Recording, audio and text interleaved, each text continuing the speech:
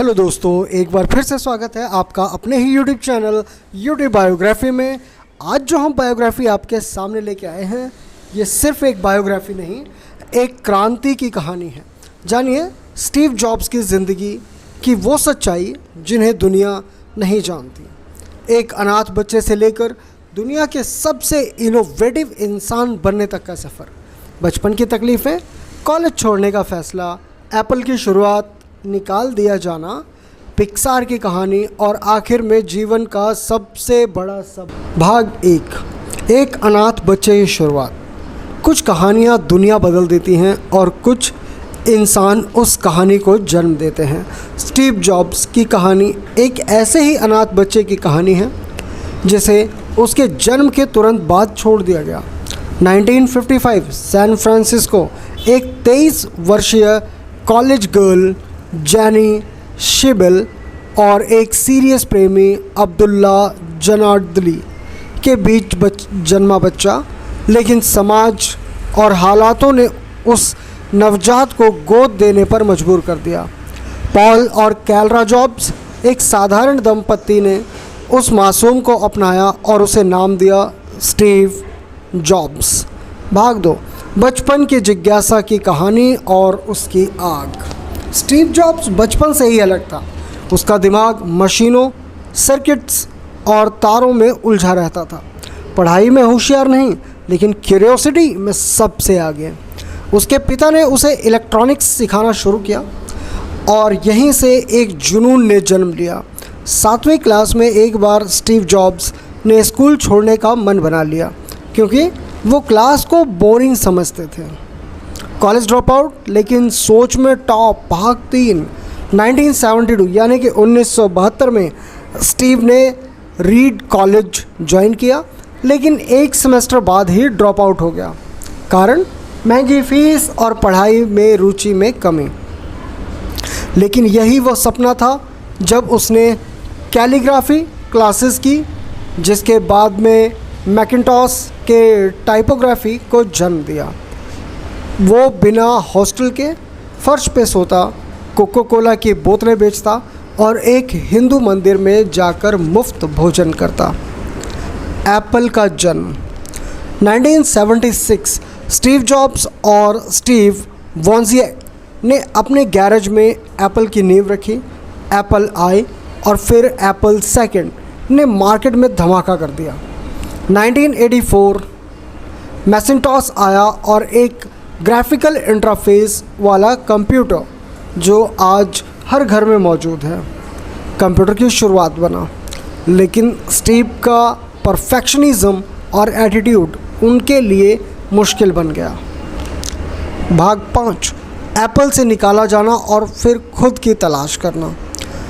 1985 जिस कंपनी को स्टीव ने बनाया, उसी ने उन्हें निकाल दिया। पूरे विश्व में चर्चा हो गई, लेकिन स्टीव टूटा नहीं। उसने नेक्स्ट नाम से एक नई कंपनी शुरू की और साथ ही पिक्सार को ख़रीदा, जिसने बाद में टॉय स्टोरी जैसी एनिमेटेड फिल्मों से इतिहास रच दिया। यहाँ से स्टीव एक बिजनेसमैन से विजनरी बन गया। भाग 6, वापसी और दुनिया बदल देना। 1997 एप्पल ने नेक्स्ट को ख़रीदा और स्टीव जॉब्स फिर से बन गए एप्पल के सीईओ और यहीं से शुरुआत हुई टेक्नोलॉजी में सबसे शानदार दौर की। IMac, iPod, iTunes, iPhone and iPad, her product अपने समय से कई साल आगे। स्टीव जॉब्स ने न सिर्फ कंपनी को बचाया, बल्कि पूरी दुनिया को एक नई सोच दी।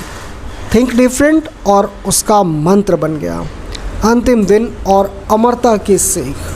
2003 में स्टीव जॉब्स ने पैनक्रियाटिक कैंसर हुआ। उन्होंने कई सालों तक लड़ाई लड़ी, लेकिन 5 अक्टूबर 2011 को दुनिया ने एक चमकता सितारा खो दिया। उनके अंतिम शब्द थे, स्टे हंग्री, स्टे फुलिश। उन्होंने दुनिया को सिखाया और दिखाया कि कोई भी सीमाओं से ऊपर जा सकता है अगर वो अपने पैशन को फॉलो करता हो तो। और इसी बीच स्टीव जॉब्स ने अपने जीवन में एक बार भारत में खोज की। स्टीव जॉब्स जब भारत आए, कभी कभी जवाब आपको गूगल नहीं भारत में मिलता है। स्टीव जॉब्स एक ऐसा ही नाम था जो दुनिया को बदल देने की ताकत रखता था, लेकिन क्या आप जानते हैं कि उनकी सोच में जो गहराई थी उसका बीज भारत की धूल से निकला था। ये बात है 1974 की। स्टीव जॉब्स तभी अटारी कंपनी में एक शुरुआती नौकरी कर रहे थे, एक इलेक्ट्रॉनिक्स इंजीनियर के तौर पर, लेकिन भीतर से वो बेचैन थे। उन्होंने पैसा नहीं, अर्थ की तलाश की, जीवन का असली अर्थ। एक दिन उन्होंने अपने दोस्त डैन कोटे से कहा, चलो भारत चलते हैं, असली ज्ञान वहीं मिलेगा। स्टीव और डैन ने बस एक बैग, एक किताब, autobiography of Yogi by Paramahansa Yogananda और ढेर सारी आशा लेकर अमेरिका से भारत के लिए उड़ान भरी। जब वो दिल्ली पहुँचे, भारत गर्म था, धूल से भरा और बहुत ही अजीब, लेकिन उसी अजीबपन में उन्हें कुछ अलौकिक महसूस होने लगा। नीम करोली बाबा की खोज। स्टीव की मंशा थी नीम करोली बाबा से मिलने की। उन्होंने उनके बारे में सुना था कि वे सिद्ध पुरुष हैं जिनकी नज़रों में आने से आत्मज्ञान मिल सकता है। जॉब्स जब उनके आश्रम कैंची धाम उत्तराखंड पहुँचे तो एक झटका लगा। बाबा कुछ ही समय पहले देह त्याग चुके थे। स्टीव जॉब्स चुपचाप बैठ गए और कई दिनों तक चुपचाप वहीं रुके रहे। डैन बाद में बताता है कि स्टीव कुछ नहीं बोले, सिर्फ ध्यान में बैठे रहे। शायद वो बाबा से मिले नहीं, लेकिन उनकी आत्मा से ज़रूर जुड़े। भारत की यात्रा, अनुभव, संघर्ष और परिवर्तन। स्टीव ने फिर देश के कई हिस्सों का भ्रमण किया, जिसमें वाराणसी की गलियों में वो भटकते रहे। हिमालय की वादियों में उन्होंने ध्यान किया, साधुओं से बात की, बिना जूते, बिना खाना, सड़कों पर सोकर आत्म अनुभूति प्राप्त की। उन्होंने लिखा था, मैंने जो देखा वो सुंदर था और भयानक भी, लेकिन भारत ने मुझे असली संतुलन सिखाया।